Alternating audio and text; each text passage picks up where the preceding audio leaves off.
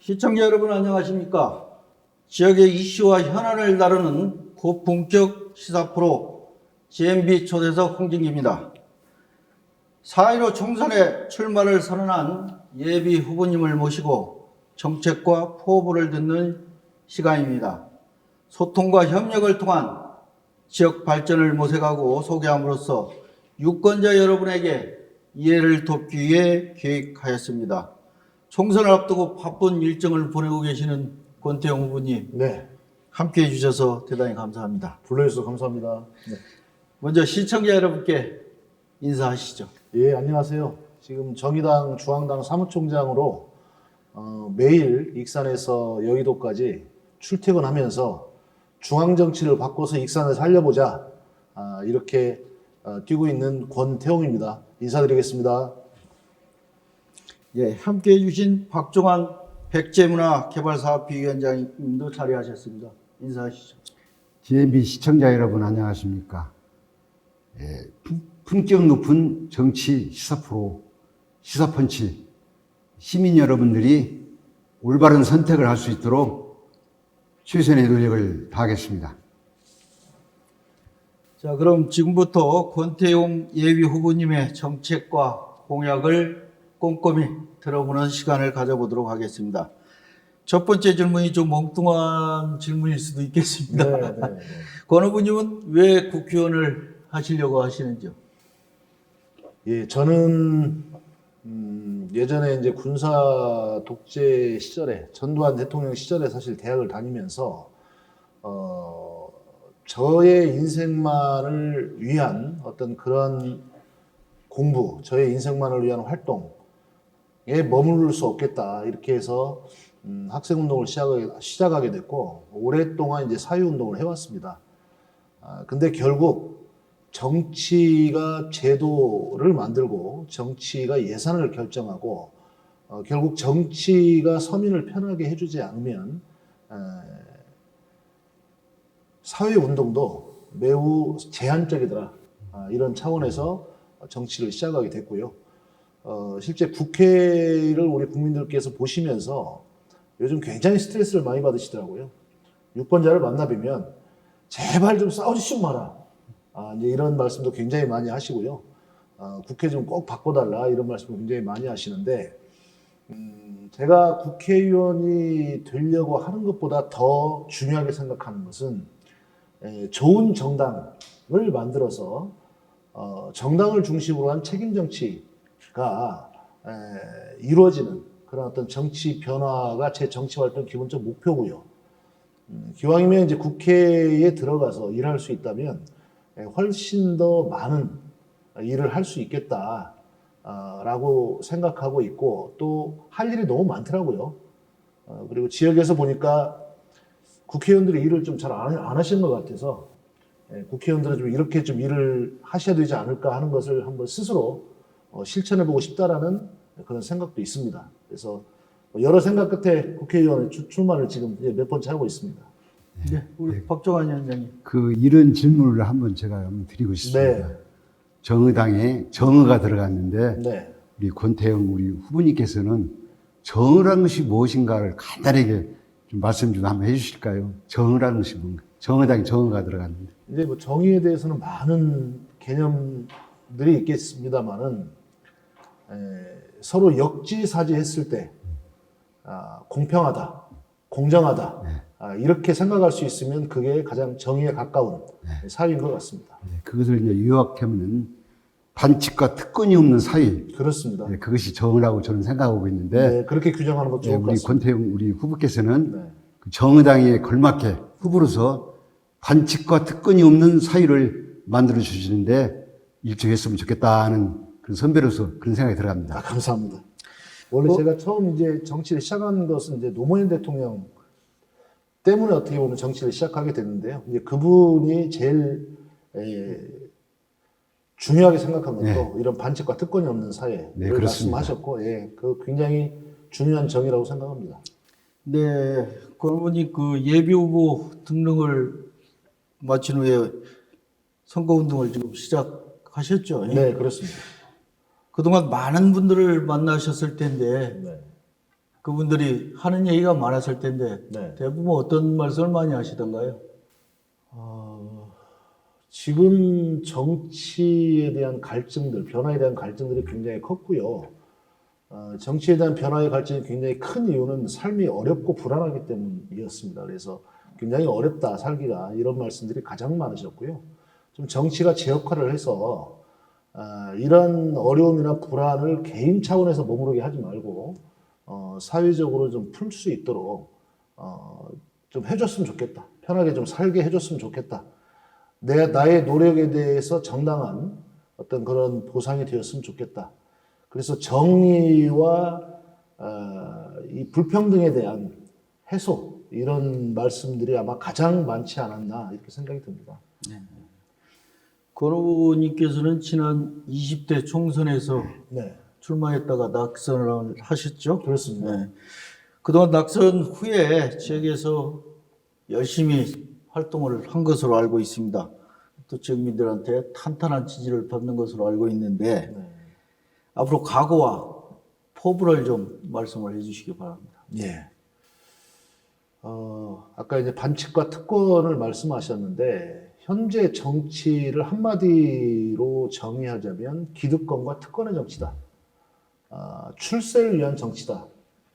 근데 지금 우리 사회가 안고 있는 숙제가 너무 많습니다. 이 불평등이나 양극화의 정도가 감내하기 굉장히 어려운 이런 상황이 됐고, 또 이제 국제적인 여러 가지 그 경쟁도 굉장히 극심해지고 있고, 기술 변화도 굉장히 속도가 빨라서 앞으로 이게 많은 숙제가 있는데 그 숙제를 정치가 제대로 풀지 않으면 어찌 보면 지금까지의 성과조차도 유지하기 어려운 이런 상황이어서 정치가 얼마나 제대로 제 역할을 할 수 있도록 혁신되고, 정치가 경제 문제를 푸는데 얼마나 유능해지고, 이 저출산 고령화 사회에 정말 이 건강 또는 노인의 그 삶에 이르기까지 그 많은 숙제에 대해서 거시적 비전과 그다음에 국민적인 설득력, 이런 걸 얼마나 가지게 될 것인가.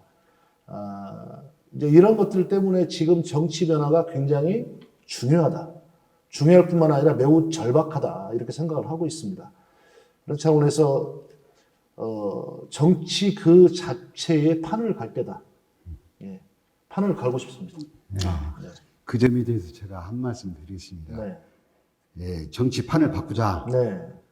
참 좋은 말씀입니다. 그 정치판을 바꾸려면은 네. 기인은 평등하게, 네. 예, 과정은 공정하게, 네. 결과는 정의로운 정치가 되면은 판을 바꿀 수가 있는데, 문재인 대통령이 하셨던 말씀. 예, 그게 노무현 문재인 정신이라는 게 네. 노무현 문재인 정신인데 지금 정치판이 그렇게 돌아가지 않는데 네. 우리 권태웅 후보께서는 네. 예, 정말로 기후가 평등하고 과정이 공정하고 결과가 정의로운 정의당이 정의로운 네.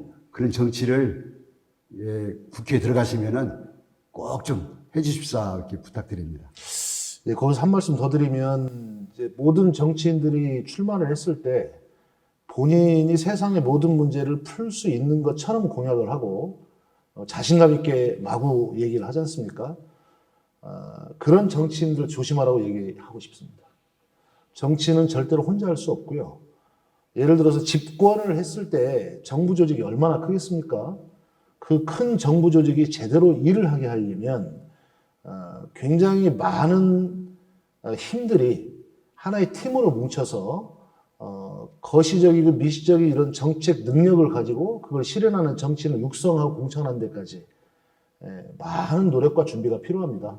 그래서 지금 정치가 제 역할을 못하는 것은, 아까도 제가 출세 정치 이런 표현을 썼습니다만은, 정치적 책임을 제대로 지기 위해서는 정당을 통해서 굉장히 오랫동안 준비하고 준비된 여러 가지 정책 대안에 대해서 그걸 실현할 수 있는 그런 정치인을 육성해서 책임 공천하고 그리고 결과로서 국민에게 보답하고 평가받아야 되는 겁니다. 근데 우리나라 정당들은 4년을 못 가고 있어요. 정당이 마치 어떤 정치인들의 출세 수단처럼 활용되고 있습니다.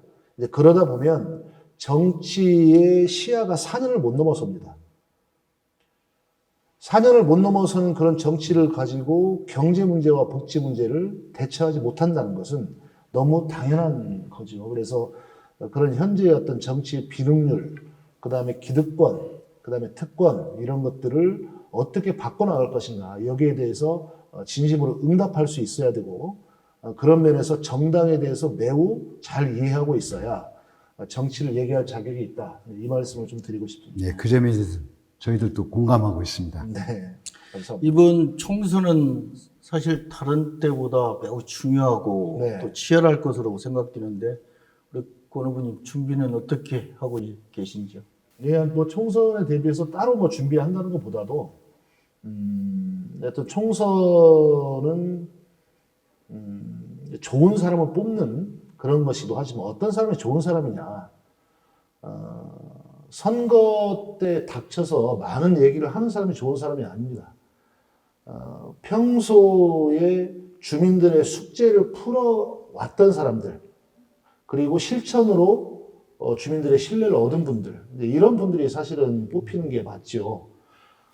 그리고 이번에는 여느 때 총선과는 매우 다른 의미를 가지고 있는 것 같습니다. 아까도 굉장히 많은 숙제가 있고 세상에 굉장히 빠른 변화 때문에 뭔가 좀 더 많은 준비와 혁신이 필요하다 이렇게 말씀을 드렸는데 이번 총선에서는 여느 때 총선과 달리 선거제도도 바뀌었고 그리고 지난 패스트트랙 전국에서 보셨습니다마는 염치도 없이 정말 국민들 앞에서 뭐 볼 걸 못 볼 걸 다 보이고 있지 않습니까? 이제 그러한 것들을 보면서 정치가 그야말로 좀 바뀌었으면 좋겠다는 열망이 어느 때보다 높기 때문에 거기에 부응할 수 있는 정당이냐, 거기에 부응할 수 있는 후보냐 이런 데 대해서 스스로 자문자답하면서 좀 책임을 져야 될 때 아닌가 이런 생각이 듭니다. 권 후보님 그 말씀 듣다 보니 이런 생각이 들어요. 네. 권 후보님이 생각하시는 우리 정치, 네. 정치가 과연 무엇이라고 생각하십니까? 많은 사람들이 제한된 자원을 가지고 함께 살아가야 됩니다. 근데 저희가 사회적 딜레마라는 말을 많이 쓰죠. 누구나 행복하고 싶어 해요. 누구나 행복하고 싶어 하는데 누구나 행복하려고 개인적으로 그 모든 걸 추구하다 보면 그 사회가 지속 가능하지 않습니다. 그래서 여러 사람들이 제한된 자원 속에서 어떻게 약속하고 어떻게 협력하면 정말로 서로의 행복을 가장 극대화하면서 지속 가능한 이런 사회가 될 수 있을까에 대해서 답을 하는 게 정치다. 그렇게 말씀드리고 싶습니다. 네. 권 후보님 요즘 국회나 정치권이 아주 매우 시끄럽죠. 그렇습니다. 네. 대한민국 정치를 평가한다면 우리 권 후보님은 어떻게 평가를 할 수 있겠습니까? 대한민국 정치를 평가하자면 훌륭한 국민과 매우 후진 정치 이걸 대비를 좀 시키고 싶습니다. 국민들이 산업화와 민주화를 실제로 이루어 왔습니다. 그런데 정치가 그런 국민들의 수준을 따라가지 못하고 있다 이런 말씀을 드리고 싶고요. 그럼에도 불구하고 다른 어떤 국제 정치를 쭉 보면 그래도 우리나라 정치가 굉장히 빠른 속도로 바뀌고 있는 것도 사실이다. 예. 이제 여기에 얼마나 제대로 부응하는 정당과 부응하는 정치인들이 정치의 중심이 될 것인지 하는 이런 부분들이 이번 총선에서 좀 좋은 결과로 좀 나왔으면 좋겠다 이런 소망이 있습니다. 그렇다면 우리 권 후보님 한국 정치가 좀 많이 바뀌어야겠죠. 그렇습니다. 네. 그 바뀔 부분을 좀 꼬집어서 말씀을 하신다면 어떤 부분을 좀 바꿨으면 좋겠습니까? 그 한국 정치가 바뀌는 걸 딱 한 줄로 정리를 제 나름대로 해보자면 출세 정치나 엘리트 개인 정치에서 정당 중심의 책임 정치로 바뀌어야 됩니다. 아까도 말씀드렸지만 하나의 사회단체와 정당의 다른 점은 사회단체는 본인들이 표방했던 일이나 하고자 하던 일을 그냥 하면 됩니다. 근데 정당은 국민의 모든 질문들에 대해서 답할 준비가 되어 있어야 정당입니다. 그런 차원에서 사회단체와 정당은 매우 다른 건데, 현재 정당이 그 정도의 자기 준비를 하고 있는가? 이제 그렇지 못하다는 거고, 정치가 개인적으로 하는 어떤 그런 개인 사업이 아닐지언정, 결국 정부 조직을 주권자의 의사나 요청에 맞게 제대로 운영할 수 있는 집권 능력을 갖추는 거, 또 그 집권의 주체로서의 좋은 정치인들을 육성하는 거, 크게 두 가지 요청일 텐데, 그런 역할을 제대로 할 수 있는 정당들 중심으로 제대로 된 어떤 대안 경쟁을 하는 거, 좀 이렇게 바뀌어야 되겠다. 근데 최근에 20대 국회를 보면, 아까 뭐 식물국회, 동물국회 했습니다만은, 뭐 식물과 동물을 폄하하는 건 아니고요. 다만 사람들이 가장 어떻게 보면 그 관계를 가지고 사회적으로 풀어야 될, 이게 어떻게 보면 사람의 가장 큰 가치일 텐데, 이런 정치인들, 특히 20대 국회가 보여준 모습들은 전혀 그렇지 못하다. 그 원인이 어디에 있겠는가, 이제 여기에 대해서는 굉장히 설왕설래를 하고 있습니다만은, 기존의 양당 중심의 기득권 정치, 정치 폐해에서 그게 사실은 그 모든 문제의 현주소 아니냐, 여기까지 우선 말씀을 드립니다. 그렇다면은 정책, 정당 정책에 대해서 간단히 말씀을 드렸는데 네. 혹시 제가 이런 질문을 하나 하겠습니다. 네네. 정의당에서는 네. 주민 주권 소환제에 대해서 어떻게 좀 생각하시는? 네, 저희 당의 당론이고요. 아, 그렇습니다. 이제 국회의원 소환제. 네. 국회의원 소환제도가 저희 당의 당론이고 이번 총선의 공약이기도 합니다. 아, 그리고 국회의원 특권 폐지도 저희 당의 당론이고, 그다음에 이해 충돌에 대한 그런 것들을 원래 김영란법에 실리려다가 국회의원만 빠졌어요. 그래서 이해 충돌 방지법. 그래서 원래 공적 역할에 충실하게 하는 거, 이런 문제까지 포함해서 국회 혁신, 정치 혁신, 기득권과 특권의 폐지, 이 관련된 모든 내용들이 저희 당의 이번 총선 공약입니다. 아, 참 좋은 정책입니다. 네. 권 후보님은 지금 정의당 사무총장을 맡고 계시죠? 그렇습니다. 최근 연동형 비례대표제와 선거 연령 하향 조정 등 네. 선거법 개정에 우리 정의당이 큰 역할을 네. 한 것으로 알고 있습니다. 이에 대한 좀 말씀을 구체적으로 좀 해주시죠. 이번에 선거법 개정은 크게 세 가지입니다. 하나는 연동형을 도입했고, 하나는 선거 연령을 18세로 낮췄고, 18세는 2002년 4월 16일 이전에 태어난 분들이 이번에 선거권을 가지게 되는 겁니다. 세 번째로는 비례 후보를 공천함에 있어서 민주적인 절차를 당원 당규에 규정하고, 그 당원 당규대로 민주적으로 선출하지 않았을 때는 후보 등록 자체가 무효화되도록 되어 있습니다. 그 세 가지 내용이어서 엊그저께도 그 방송이 됐습니다만, 앞으로는 당 지도부에는 전략 공천, 이거는 유법입니다. 그 중에 가장 중요한 게 이제 연동형인데요. 아까도 말씀드렸지만 엘리트 개인 정치나 출세 정치에서 정당 중심의 책임 정치로 바뀌기 위해서 바뀐 게 그 연동형의 가장 큰 핵심 가치다. 왜냐하면 정당 지지율이 앞으로 의석을 결정하는 핵심 요소가 되는 거거든요. 그러면 정당 지지를 많이 받아야 의석이 많아지는 거예요. 물론 지금 뭐 37%의 준준 연동형 수준에 머무르고 있긴 하지만, 그럼에도 불구하고 예전에 비하면 정당 지지율이 의석에 반영되는 비율이 거의 3배 가까이 늘었습니다. 그럼 앞으로는 정당이 국민들에게 충분히 인정받고 좋은 평가를 받아야 의석이 많아지는 거예요. 근데 선거 때마다 만약 정당을 계속 없애고 새로 만들고 없애고 새로 만들고 마치 화장해서 국민들을 속이듯이 이렇게 했을 경우에 정당이 좋은 평가를 받을 수 없는 거죠. 그래서 이번 21대 총선이 끝나고 나면 그동안 어떻게 보면 비전과 가치와 이런 것들이 크게 같지 않은 사람들이 우선 당면한 그런 이해관계 때문에 우선 뭉치는 이런 정당들은 앞으로 오래 못 가게 될 거다. 그리고 적어도 정당이 4년짜리 정당이 아니고 10년, 20년을 가면서 국민들로부터 정당 지지율에 따른 국회 의석을 얻기 위해서 노력하는 그런 방식으로 선거의 문화가 바뀔 거다. 그래서 21대 총선에서부터는 이런 정당 지지율이 의석결정을 하는 가장 중요한 요소로 부각되기 때문에 정당 구조와 정당 문화가 바뀌는 그런 시작이 될 거다. 이게 연동형의 가장 중요한 의미입니다. 그 후보님, 네. 이 선거 때, 특히 총선 때만 되면은 네. 이 지방자치 정당 공천에 대해서 말이 많거든요. 네, 네, 네. 특히 당선이 되면 정당 공천 폐지를 네. 꼭 고려해서 네. 폐지하는 쪽으로 노력을 하겠다 하는 게 우리 국회의원들 네. 한결같은 소리였는데 당선만 되고 올라가면은 이거 언제 그랬느냐고 싹 덮어버리거든요. 네. 네. 만약에 이번에 우리 권태용 후보님께서 국회에 들어가시면 네. 정당 공천을 폐지할 네. 그런 의사가 있는지 말씀해 주시죠. 예. 지방 의원들에 대한 정당 공천제를 폐지하자 이런 주장도 이제 상당히 많이 나오고 있는데요.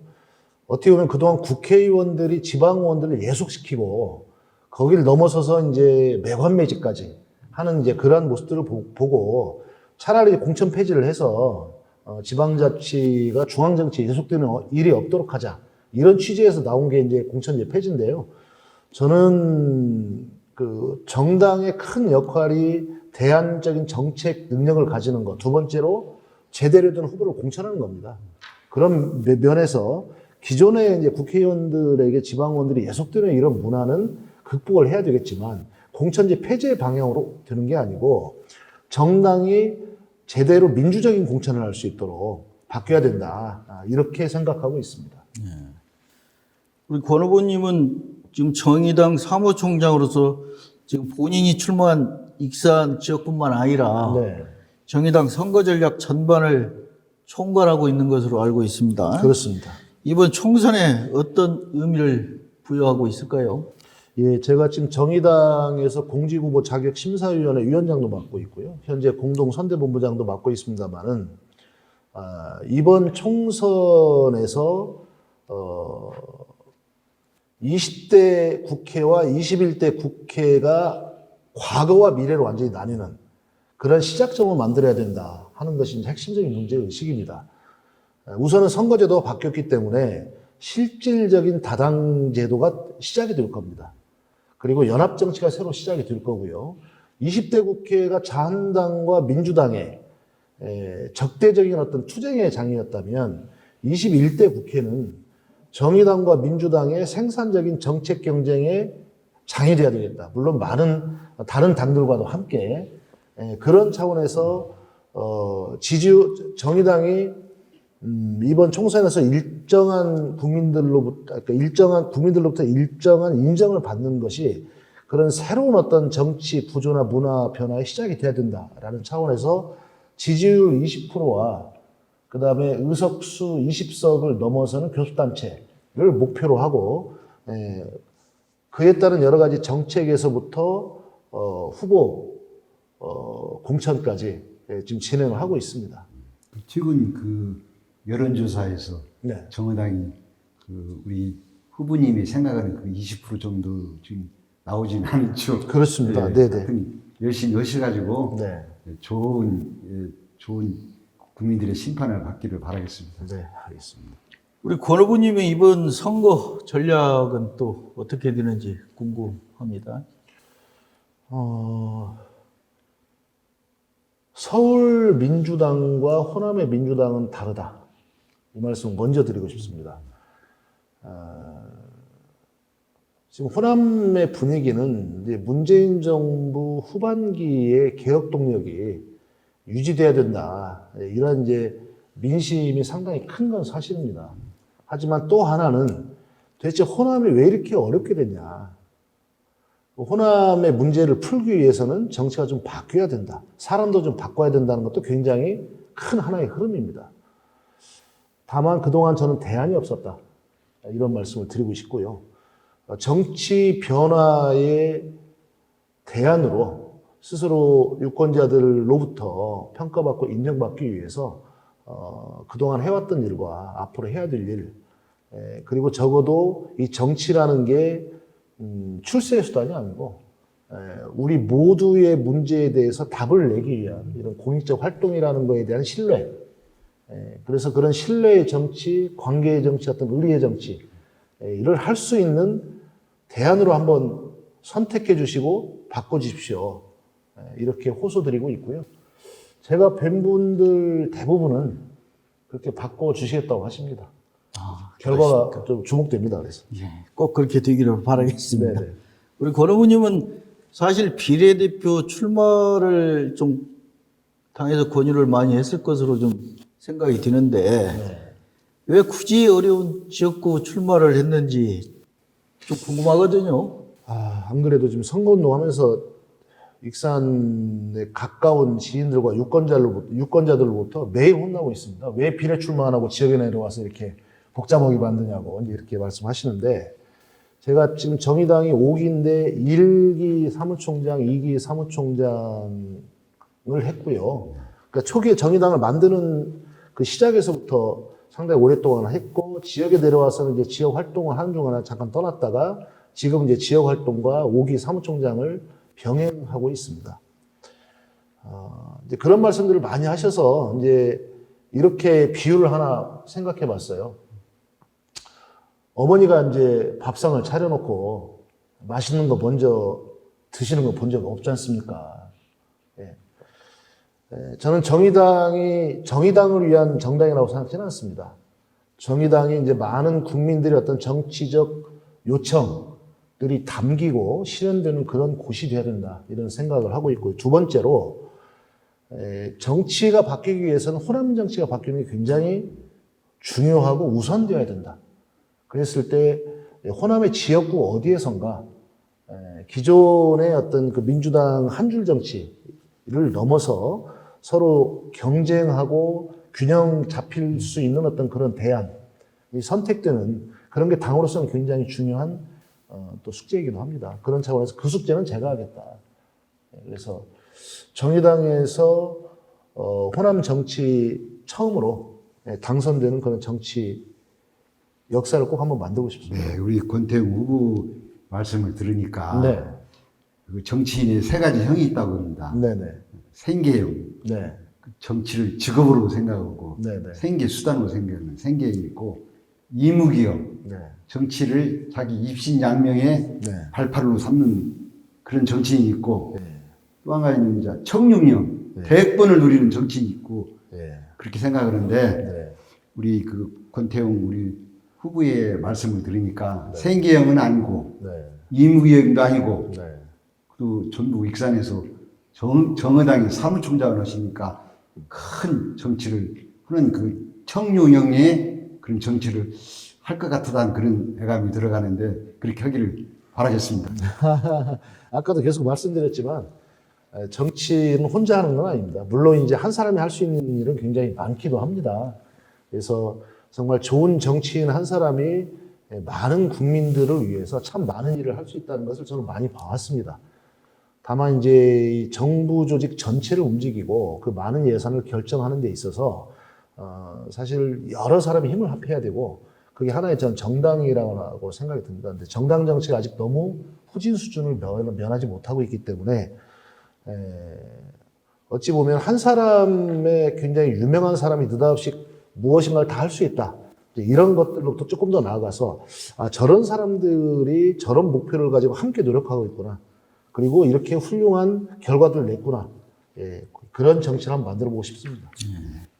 우리 권 의원님은 익산 환경 문제 해결에 큰 역할을 하셨어요. 네, 특히 장전마을과 그 낭산 폐석산 문제 네, 네. 진행 과정에서 느낀 점과 이후 대책에 대해서 좀 말씀해 주시죠. 예. 최대한 한번 짧게 줄여보겠습니다. 장전마을은 2001년도에 비료공장이 마을 위쪽에 입주를 하면서 이제 악취가 굉장히 심각하게 나서 민원이 굉장히 오랫동안 있었던 곳입니다. 그 전에는 굉장히 평화로운 농촌마을이었어요. 그 80명 중에 현재 33분이 암에 걸리고 그 중에 17분이 돌아가셨습니다. 16분이 투병 중입니다. 2001년부터 그 악취를 계속 호소했지만 행정에서는 거의 15년 동안 사실 무방비 상태로 있었고, 지역의 정치인들도 찾아가지 않았습니다. 결국 집단 암 발병에 이르기까지 그 문제를 주민들 홀로 온전히 그 고통받고 또는 어떤 면에서는 공권력으로부터 사실 압박을 받아서 그 먼저 앞서서 풀고자 했던 사람들이 피해를 보는 그런 상황까지도 빚어졌습니다. 한 3년 동안 장전마을 주민들과 함께 뛰어보면서 느낀 것은 첫째, 이 환경 문제에 대해서 너무 허술하다. 예전 성장시대의 기준으로 현재의 환경을 관리하려고 하다 보니까 너무 많은 부분이 빠져있다. 특히 악취만 말씀을 드리면 악취가 나면 악취 자체에 대해서 행정조치를 하긴 하지만 15년 동안 그 악취 속의 성분을 한 번도 검사한 적이 없습니다. 현재 법도 대기환경보전법에 그렇게 돼 있고요. 행정도 그렇게 돼 있어서 법과 제도가 너무 허술할 뿐만 아니라 지자체와 정부의 관리는 그보다 훨씬 더 허술하다. 조금 더 나아가서 이해할 수 없을 정도로 어떻게 보면 주민들의 민원에 대해서 무관심하다. 이런 것들을 쭉 봤고요. 이번에 장전마을의 환경오염 피해를 정부가 최초로 인정할 때까지는 주민들의 노력도 굉장히 컸지만 지역에 정말 참 양심 있는 전문가들이 함께 자원봉사로 3년을 같이 노력을 해주셨어요. 그래서 주민과 지역의 이런 전문가들이 함께 일을 풀려고 했을 때 기존의 법제도와 또 이 정부의 여러 어떻게 보면 관성, 지자체의 관성도 변화시킬 수 있더라. 이런 게 이제 굉장히 큰 교훈이었고요. 향후에는 장전마을 같은 데가 재발되어서도 안 되고, 그리고 뭔가 이제 이런 것들을 예방적 조치로, 좀 해야 된다는 차원에서 이번에 법제도 개선을 추진하고 있습니다. 그래서 폐기물 관리법이나 비료 관리법을 개정을 해서 현재 장전마을 사태의 원인이 됐던 연초박이라는 물질을 재활용 물질에서 아예 제외하는 조치, 그리고 대기환경보전법을 개정을 해서 현재 악취나 여러 가지 주민 민원이 있을 경우에 그 성분 자체를 직접 빠른 시간 내에 조사할 의무를 부여하는 그런 대기환경보전법 개정안.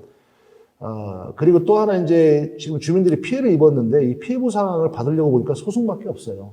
물론 소송 준비를 같이 하고 있습니다만은 피해구제법이라고 환경오염 피해구제법이라 있긴 한데 무늬만 피해구제법입니다. 그래서 앞으로는 주민들이 이렇게 피해가 있을 경우에는 정부가 또 지자체가 책임을 져야 되기 때문에 먼저 선보상하고 후에 구상권을 청구할 수 있도록 피해구제법을 개정하는 문제, 이렇게 법 개정을 계속 준비를 하고 있고, 향후에 지자체나 정부가 이런 문제가 생겼을 때 이걸 전담해서 좀 조사할 수 있는 전담기구가 없어요. 전담기구를 설치하고 법 개정된 법 제도에 맞춰서 예방하고 피해가 생겼을 때 빨리 조치할 수 있도록 이렇게 하는 게 후속 조치로 되어 있고요.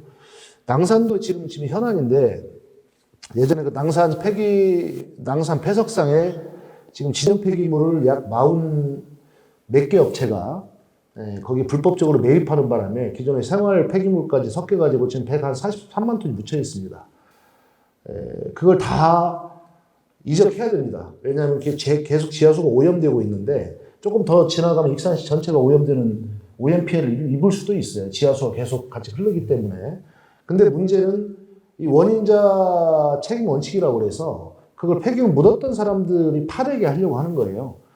근데 서로 이제 이 원칙만 가지고 있다 보니까 한 150만 톤 중에서 현재 파낸 게 3천 톤입니다.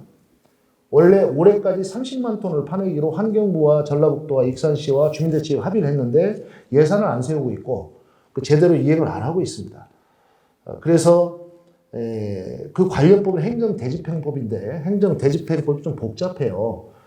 그래서 이 불법 폐기물을 매립한 이런 업체들이 있는 모든 지자체가 함께 협조해야 이걸 행정대집행 할 수 있도록 돼 있어서 행정대집행을 이 피해 주민이 있는 지자체가 정부와 함께 먼저 행정대집행을 하고 여기에 대해서 구상권을 청구할 수 있도록 행정대집행법을 바꿔야 되고요.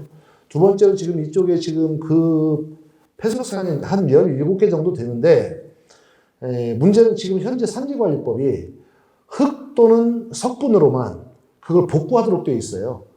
근데 보통 이 석산을 개발하면서 복구 예치금을 넣게 되는데 그 복구 예치금을 가지고 실제로 복구할 수 있는 거는 10분의 1도 안 됩니다. 불가능한 법이에요. 그래서 이 불가능한 법을 그대로 유지하지 말고 산지관리법을 바꿔서 향후에는 매립뿐만 아니라 여기를 뭐 저장고로 활용한다든지 관광시설을 만든다든지 뭐 체험시설을 만든다든지 다양한 방식으로 이 폐석산을 활용할 수 있도록 산지관리법도 저는 열어야 된다고 생각합니다. 그래서 이런 조치들을 좀 준비하고 또 공약으로 발표하고 있습니다. 그렇다면은 우리 권 후보님, 네. 익산 지역의 당면한 현안 중에 가장 시급한 문제를 꼽는다면 환경 문제와 일자리 문제죠. 우선 터진 것은 장전마을하고 이제 남산 폐석산 문제가 있는데 미세먼지 악취 문제도 굉장히 심각하지 않겠습니까? 미세먼지가 초미세먼지 1위 지역. 초미세먼지는 어쨌든 이게 몸 전체를 돈다는 것이어서 굉장히 위험하지 않겠습니까? 그래서 제가 최근에 이제 공약 발표를 한 게 물론 여러 가지 요인이 있습니다. 근데 내적으로 이렇게 통계를 보면 이 초미세먼지의 40몇 프로는 주로 이제 화력발전소와 공장에서 나옵니다. 그 중에 한 15% 정도는 이 도로에서 나옵니다. 근데 지금 이쪽에 팔봉동, 부송동, 어양동, 영등동, 동산동 여기하고 국가 1산업단지, 2산업단지가 너무 가까워요. 도시 계획이 엉터리입니다. 그러다 보니까 계속 피해를 입는 거거든요. 그래서 국가 1산업단지와 2산업단지에 대해서 뭔가 대책을 세워야 된다. 그걸 통해서 공단에서 나오는 이런 미세먼지와 악취 피해를 정확하게 좀 대책을 세울 필요가 있다. 이런 말씀을 드리고 싶고요. 이제 일자리 문제인데 익산시의 정책이나 전라북도의 정책은 저는 다른 시도 또는 시군을 따라하는 수준에서 한 번도 벗어난 걸 본 적이 없습니다. 따라하려면 제대로 하는 곳을 따라하든지 아니면 스스로 자기 조건에 맞도록 창의적인 기획을 해야 됩니다. 근데 그런 기획이 없다. 근데 일자리를 어떻게 만들 거냐. 도농복합도시로서 우리 시의 어떤 특성을 최대한 살려서 가되 최근에 이제 식품 산업이 미래 산업이기 때문에 저는 일자리 문제를 만드는 데 있어서 이런 식품의 문제와 에너지의 문제 이 두 군데 쪽으로 앞으로 산업적으로 일자리를 창출해야 된다라고 일단 출마 선언하면서 말씀을 드렸습니다. 그리고 지금 매주 공약을 발표하고 있기 때문에 자세한 내용은 더 계속 말씀을 드리도록 하겠습니다. KTX 익산역을 유라시아 거점역으로 만들자는 시민단체들의 여론이 많은데 우리 박종환 위원장님도 여기에 관심이 많은 것으로 알고 있습니다. 자세한 의견 좀 부탁드립니다. 그 KTX에 대해서는 할 말이 많이 있는데 그 2년 전에 우리 KTX 익산역을 사수하려고 시민들이 아주 열심히 해서 사수를 했습니다. 그 후에 KTX 익산역 유라시아 거점 도시를 추진하려고 익산시에서 지금 아주 철도 포럼도 만들고 통과시키고 최선을 다하고 있는데 어느 특정 그 시민단체한테 맡기지 말고 제 생각은 익산시장이 범시민 운동으로 그렇게 했으면 좋겠다는 생각도 들어갑니다. 우리 KTX의 유라시아 거점 도시에 대해서 우리 후보님께서 무슨 좋은 방안이 있으면 그 얘기를 듣고 제가 또 정부에서 제가 말씀드리겠습니다. 예. 유라시아 거점 도시, 거점역 굉장히 담대한 비전이라고 생각이 듭니다. 익산에서 출발해서 유럽과 아시아 어디든 갈 수 있다. 이를테면 그리고 아시아 유럽에서 사실은 이제 익산을 향해서 오는 그 상상만 해도 흐뭇합니다. 우선 빨리 좀 통일이 됐으면 좋겠고요. 이런 담대한 비전 굉장히 좋고요. 지금 전주가 이를테면 한옥마을, 이제 군산이 근대문화를 관광자로 하고 있다면 익산은 역시 뭐니 해도 길입니다. 길의 중심이지요. 그래서 철도 중심에 철도의 중심이고 길의 중심이고 그래서 익산역이 사통팔달 플랫폼 또 이 통일시대를 대비한 유라시아 거점 도시로서의 어떤 그 우대한 비전 얼마든지 사실 한번 꾸어볼 수 있는 꿈이다. 그래서 아까도 이제 제한된 어떤 운동 수준을 머물지 말고 굉장히 많은 상상력들을 가지고 한번 토론도 해보고 그림도 한번 그려보면 참 좋겠다. 이런 생각을 가지고 함께 하겠습니다. 네, 아주 참 좋은 말씀이신데 최근에 그 익산 시민들이 KTX 유라시아 거점 도시를 가기 전에 뭐 빠진 거 하나 있다. 저희한테 각 후보들한테 꼭 좀 물어보라는 그 질문지가 하나 있습니다. 익산역 시계탑이 어느 날 갑자기 시계탑이 없어졌습니다. 그래서 교통도시에 관문에 제일 호남 관문 도시에 시계탑을 하나 좀 만들어서 좀 명수의 시계탑을 하나 만들었으면 좋겠다는 네, 생각이 네, 들어가서 네. 우리 GMB 방송하고 네. 재계엄 익산 향후이가 주관이 돼서 곧 네. 2월 중에 익산역 시계탑 추진위원회를 발족을 지금 하려고 준비하고 있습니다. 네, 네. 우리 그 권태웅 후보님께서도 네. 익산역 시계탑 그 발족이 되면은 꼭 참여해 주십사는 그런 부탁도 드리고 네. 그와 또 아울러서 그 홍시라는 그 가수가 네. 네. 익산역 시계탑이라는 지금 노래를 그 발매한 지 불과 2, 3개월 뿐이 안 됐는데도 불구하고 예. 전국 방송망을 지금 타고 있어요. 예. 그래서 그 익산역 시계탑이 앞으로 좋은 그 익산 지역에 명물이 되도록. 명물이 되도록 네, 네, 네. 우리 권태웅 후보님께서도 꼭 같이 참여해서 시민들의 그 뭔가의 네. 그 스토리를 익산역의 스토리를 꼭 만들어 주십사 하고 부탁드리겠습니다. 꼭 참여해 주실 거죠? 예, 익산역에서 약속하면 항상 시계탑에서 만났습니다. 추억의 시계탑이고요. 네, 감사합니다. 아주 좋은 일이기 때문에 함께 하겠습니다. 네, 감사합니다. 우리 권태웅 후보님의 그 공약이 이제 어느 정도 준비가 된 것으로 알고 있는데요. 네. 핵심을 좀 간추려서 말씀해 주시죠. 아까도 말씀드렸지만 이제 당면한 큰 현안 문제가 환경과 일자리 문제다 이렇게 말씀을 드렸고요. 지금 매주 월요일 날 공약을 발표하고 있습니다. 지금 두 번째 공약을 발표했고요. 첫 번째는 장전마을법과 낭산법을 만들겠다. 이게 첫 번째 공약이었고요. 두 번째 공약 아까도 제가 잠깐 말씀드렸지만 국가 1산업단지와 2산업단지 100만 평, 40만 평입니다. 합해서 140만 평인데 1산업단지와 2산업단지를 첨단 친환경 산업단지로 만들겠다. 두 번째 재생에너지 산업단지로 만들겠다.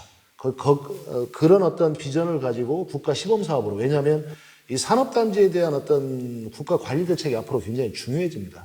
그래서 지금 다른 산업단지보다 여기 악취가 심했기 때문에 관리 기준이 2배로 좀 높아져 있어요. 그걸 유지하면서 여기에 뭐 대기 오염 배출 시설이라든지 기술적 관리라든지 연료 개선이라든지 또는 수림 식재라든지 이런 것들을 충분히 해서 산단도 이렇게 변할 수 있구나. 이런 것들을 꼭 그 1산단, 2산단에서 제가 국회의원이 되면 해보고 싶은 일이고요. 그걸 통해서 이쪽 주민들의 악취나 미세먼지에 대한 이런 걱정들을 다 덜어드리고 싶고요. 앞으로 알리백이라고 해서 유럽에 물품을 수출하려면 재생에너지 100%를 이용해서 생산된 물품이 아니면 무역 제재를 받습니다.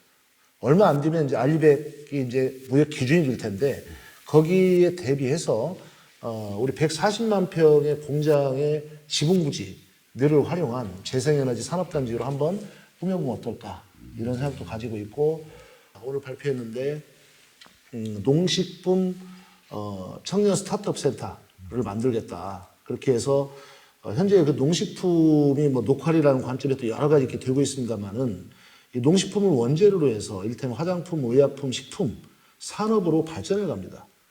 그건 이제 굉장히 연구 기능과 산업화 기능인데 이런 기능만 제대로 탑재를 시키고 여기에 농민과 청년들이 함께 이 부가가치를 나눠 가시는 이것을 지역에서 만들어 볼 생각입니다. 그래서 청년들이요 익산으로 오십시오.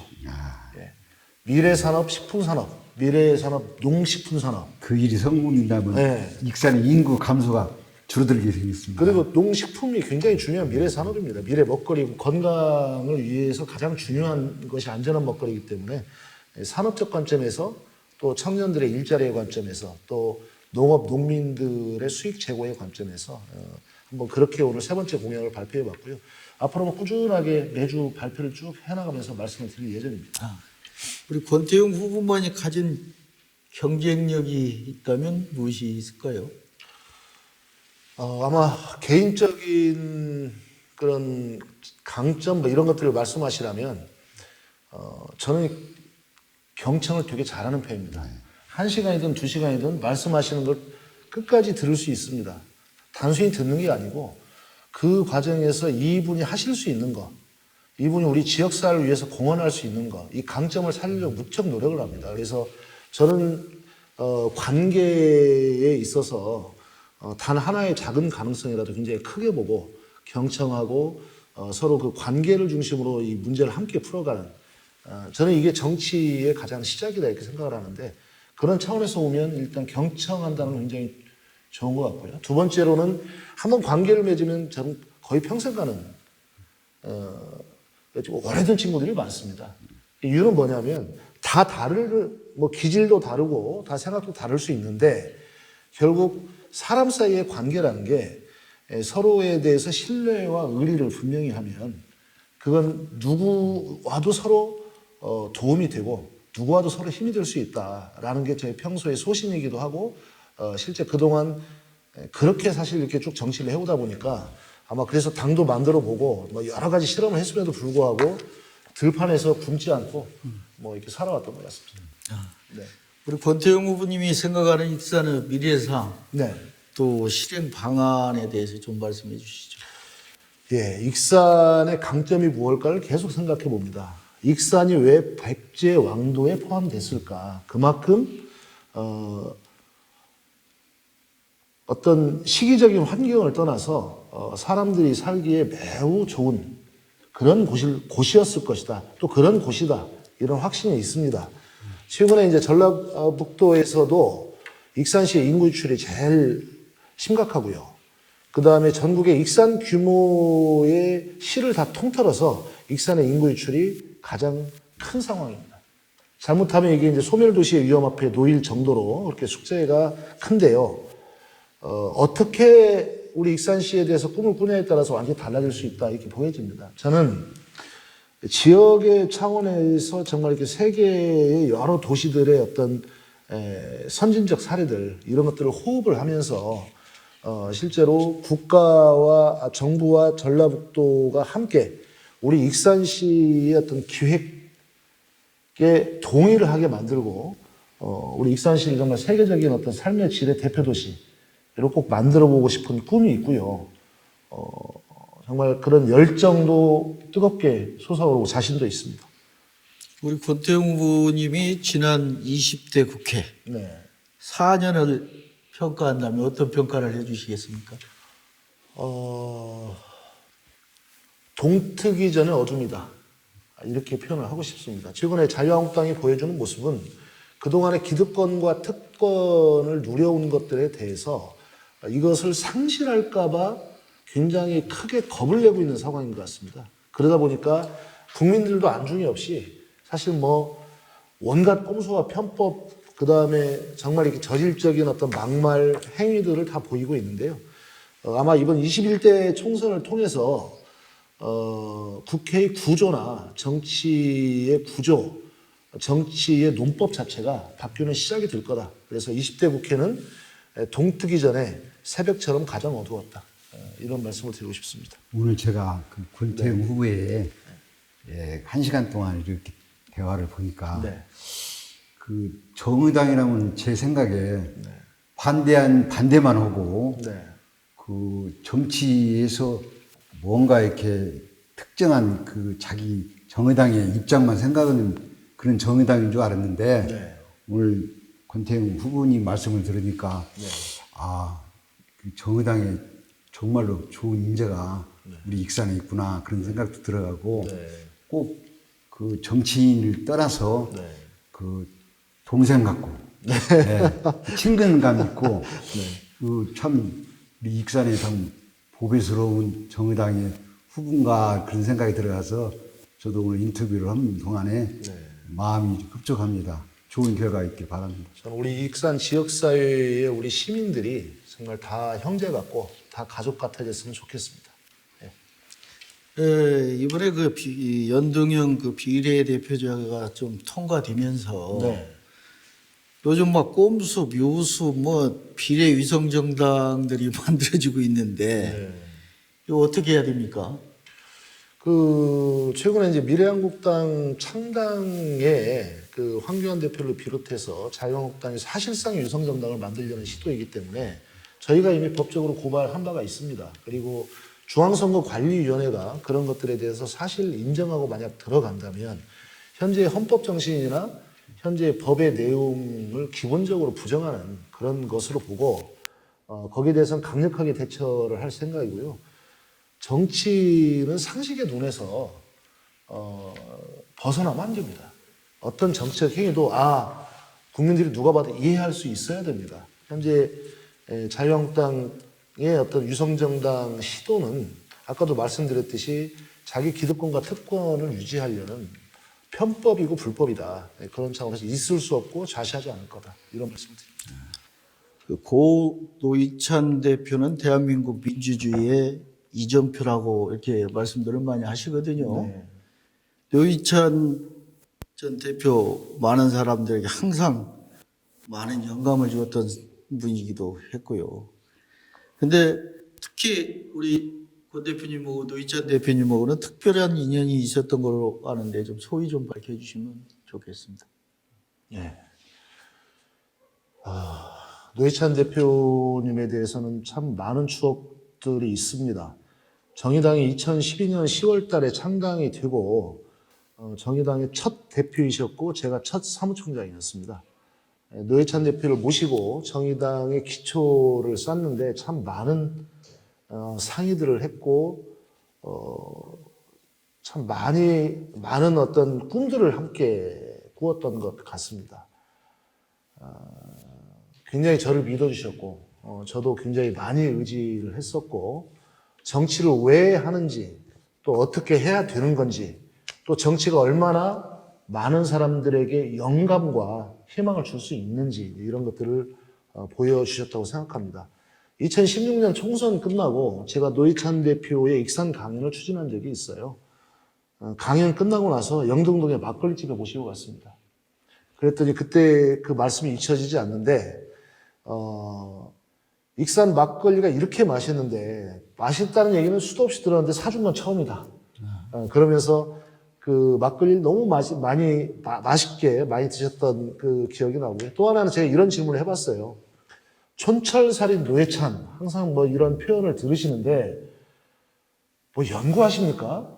아니면 그냥 자연스럽게 나오시면 그때 뭘 그런 걸 연구해요. 그냥 평소 생각대로 하는 거죠. 이렇게 얘기를 하는데 돌아가시고 나서 나중에 고등학교 동창들 얘기를 들어보니까 그 노회찬 대표 고등학교 동창들 얘기 들어보니까 고등학교 때부터 아주 그랬답니다. 그래서 굉장히 많이 독서하고 많이 생각하고 또 굉장히 많이 유쾌하게 살려고 노력하는 그런 속에서 나왔던 그런 모습들이 아니었나.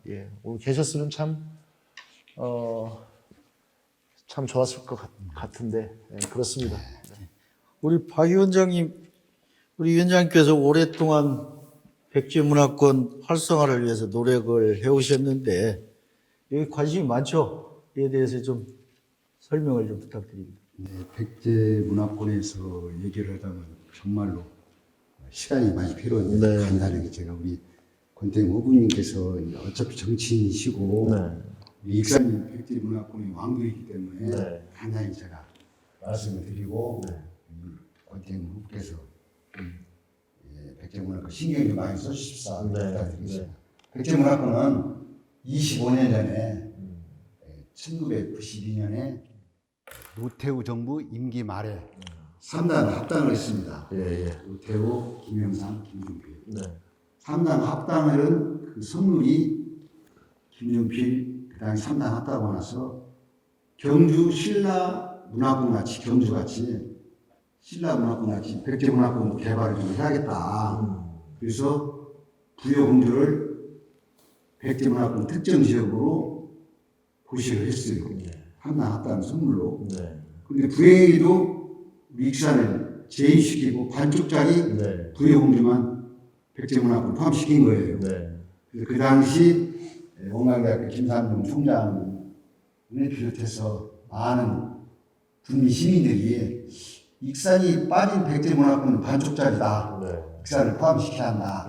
그래서 시민단체를 익산 백제문화 포함시킨 시민단체를 제가 좀 앞장서서 그 단체를 만들어서 1년 동안 끈질긴 진념과 노력 끝에 그 다음 정부가 김영삼 정부가 들어왔어요. 김영삼 정부에서 국무위를 통과해서 익산을 포함시켰습니다. 그래서 그 공주 부여 2조 예산과 익산을 포함시킨 6,612억 원이 그 예산이 나와서 네. 웅포대교를 만들고 네. 이력사지 복원은 그 예산, 네. 왕궁 5층 석탑 및 복원, 기반 시설 그 일을 한 뒤에 세계문화유산에 등재가 됐죠. 네, 네. 또 최근에는 국립박물관도 들어섰습니다. 네, 네. 이제 뭔가 우리 익산이 백제문화권의 왕도의 틀을 잡아가고 있습니다. 그래서 이 권태균 후보님께서도 국회의원에 당선되신다면은 이 백제문화권의 그 콘텐츠 위에 자긍심 그 살릴 수 있는 그런 정책을 좀 많이 만들어 주시고 좀 많이 좀 신경을 써주십사 해서 제가 좀 길게 좀 설명을 했습니다. 네네. 우리 뿌리와 우리 이야기에 대해서 제대로 알고 이해하는 건 우리가 하나의 지역 공동체를 만들어가는 그런 기본이라고 생각합니다. 그래서 예전에 이제 그런 말을 이제 오래된 미래 이런 표현도 썼지 않습니까? 사실 우리 익산에는 오래된 미래가 있습니다. 그래서 앞으로의 익산의 그 미래적 상상력을 위해서라도 백제 문화권 우리의 이야기에 대해서 제대로 알고 거기에 대해서 깊은 애정을 가지는 게 필요하다. 저는 그런 문제의식을 가지고 있습니다. 그러분이 그 한때 우리 익산 경제를 책임졌던 보석, 섬유, 석재 네네. 그 산업들이 언제부터인가 성장 동력을 잃어버렸거든요. 예. 이에 대한 어떤 보강이 좀 없을까요? 아까도 이제 말씀드렸지만 이제 지금 현재 익산은 이제 도농 복합 도시고 현재 교통의 사통팔달의 그런 위치에 있고 하기 때문에 저는 결국 이제 이런 일자리 문제와 삶의 질의 문제를 중심으로 우리가 여러 가지 그 창의적인 기획들이 좀 필요하다라고 생각이 듭니다. 아까 이제 백제 왕도 문화 말씀하셨지만 그럴 만한 저력과 그럴 만한 어떤 상상력들을 충분히 만들어낼 수 있다 이렇게 보여지고요. 지금 이제 과거 여러 가지 이제 산업 구조가 워낙 빨리 변하고 있어서 기존의 어떤 한때 뭐 섬유 산업부터 시작해서 얼마나 사실 융성했습니까? 근데 이 산업 변화에 대해서는 사실은 굉장히 깊은 연구와 대안들이 사실은 필요합니다. 그래서 아까도 제가 식품과 에너지 두 가지를 말씀을 드렸던 건데요. 국가 전체의 어떤 산업 구조의 어떤 변화, 그리고 전라북도와 익산의 현재의 특성, 이런 것들을 잘 이해하고 사실 서로 종합해서 접근하지 않으면 매우 사실 우물안 개구리가 될 수가 있어요. 그래서 제도적으로 이제 어떤 지방자치 단체의 어떤 자율권을 매우 높이면서 우리 시민들 내부의 공동의 어떤 상상력, 그리고 아까 유라시아 뭐 철도 거점도 마찬가지지만 일부가 하는 게 아니라 시민 전체가 지혜를 모으고 합의하는 그런 과정들이 필요합니다. 그게 저는 정치의 역할이라고 생각합니다.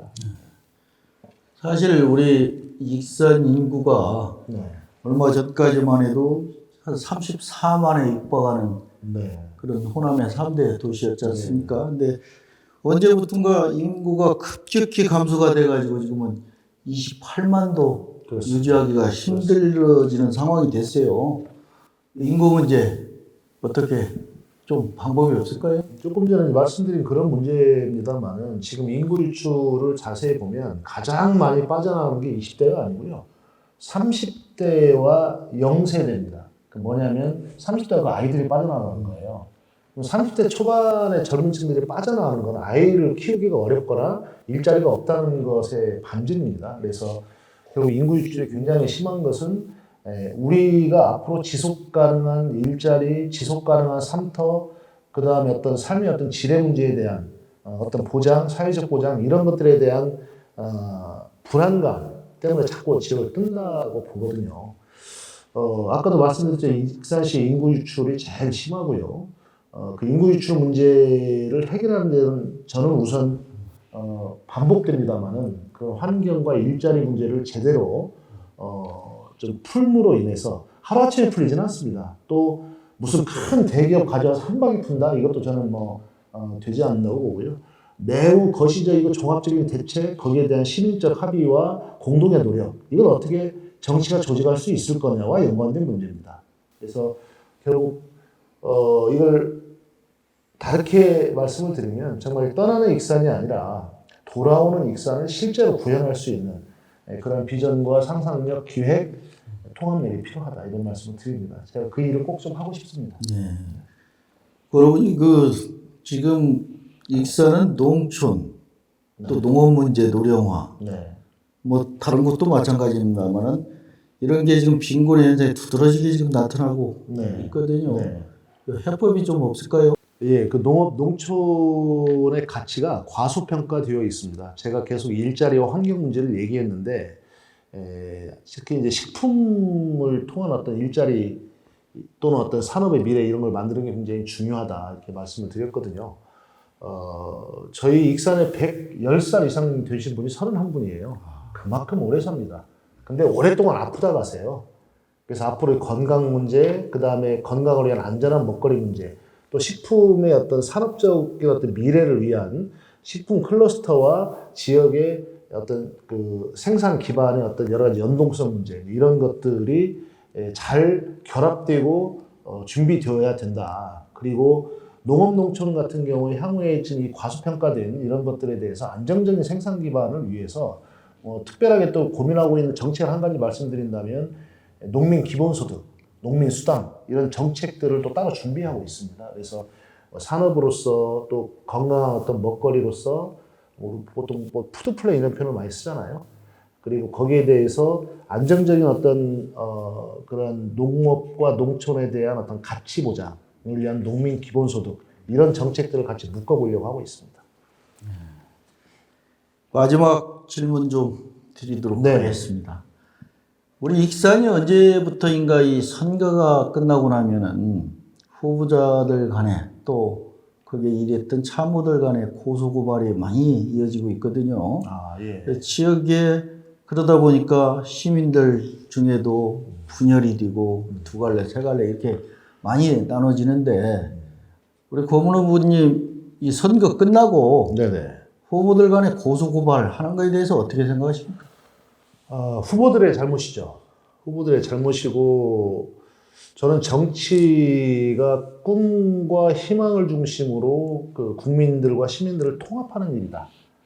이게 원래 정치의 필요성이거든요. 근데 오히려 선거를 통해서 그 분열과 상처를 더 키운다면 그건 원래 정치의 역할과는 역행하는 그런 일입니다. 그건 왜 일어나냐면 결국 후보 본인이 앞으로의 어떤 미래적 비전을 가지고 선택을 받기 대신에 사실 상대 후보에 대한 여러 가지 네거티브나 어떤 약점 이런 것들을 더 크게 본다는 거거든요. 그런 것들이 더 크게 보이는 이유는 본인이 하고 싶은 어떤 미래 비전에 대한 여러 가지 상상력이 매우 빈곤하다는 그런 겁니다.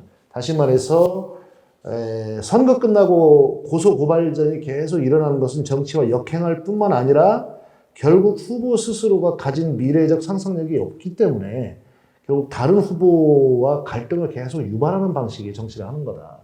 그래서 매우 바람직하지 않다 이런 말씀을 드리고 싶습니다. 예, 장시간 감사합니다. 이제 방송을 마칠 시간이 되었습니다. 우리 권태용 후보님 네. 좋은 결과 있기를 바라고 네. 우리 시청자 여러분에게 마무리 인사하시죠. 예, 우리 GMBTV 시청자 여러분, 그 긴 시간 봐주셔서 감사합니다. 저는 정치가 희망의 언어가 됐으면 좋겠습니다. 그리고 정치가 경제 문제를 풀어가는 그런 열쇠가 되었으면 좋겠습니다. 호남 정치가 정말 호남 정신을 제대로 반영했으면 좋겠습니다. 그 호남 정치가 바뀌어야 됩니다. 사람도 바뀌고 정당 구조도 좀 바뀌어야 됩니다. 저는 익산, 정말 세계적인 그런 살기 좋은 도시를 만들고 싶고 우리 정치를 정말 바꾸고 싶습니다. 좋은 정당을 통해서 좋은 정치를 만들려는 그동안 20년 동안의 저의 노력은 그런 목표 하에서 이루어져 왔습니다. 지난 4년 동안 익산에서 뛰어왔습니다. 지켜보셨을 겁니다. 이번 21대 총선에서 한번 희망을 만들어 주십시오. 저의 당선이 기적이라면 제가 기적의 주인공이 되도록 해 주십시오. 삶의 변화의 기적으로 보답드리겠습니다. 감사합니다. 네, 감사합니다. 우리 박종환 위원장님도 마무리 인사 해주시죠. 4.15 국회 총선에 각 정당 후보들의 좋은 의견을 듣고 네. 또 우리 시청자 여러분들의 바른 선택과 바른 정치, 공명선거를 할 수 있도록 우리 그 JMBTV에서 최선을 다하겠습니다. 함께 해주셔서 감사합니다. 네, 우리 권태용 후보님, 박종환 위원장님 수고하셨습니다. 네, 수고하셨습니다. 수고하셨습니다. 시청자 여러분 어떻게 보셨습니까? 오늘 두 분 모시고 많은 대화를 나눴습니다. 지역의 이슈와 현안을 다루는 고품격 시사 프로 GMB 초대석에 앞으로도 더 많은 내용을 가지고 시청자 여러분을 찾아뵙겠다는 약속을 드리면서 오늘 방송을 모두 마치도록 하겠습니다. 시청자 여러분 감사합니다. 감사합니다.